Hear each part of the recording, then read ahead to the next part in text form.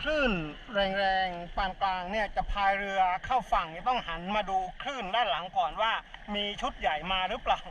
ถ้าตามหลังเข้ามาเนี่ยมันจะฟัดเรือจมอันนี้ก็พอประมาณพอจะสู้ได้ครับผมต้องรีบจ้ำเข้าฝั่งนะต้องให้เร็วที่สุด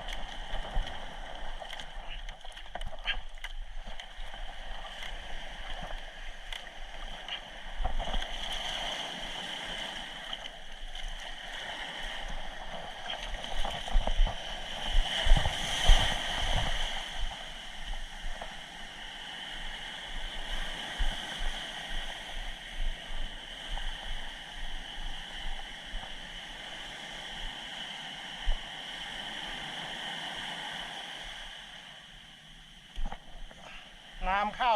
ไปครึ่งลำเรือแล้วครับผมเดี๋ยวปิดกล้องก่อนแล้วจะเอาน้ำออกจากลำเรือก่อนแล้วจะเอาอวนไปเก็บ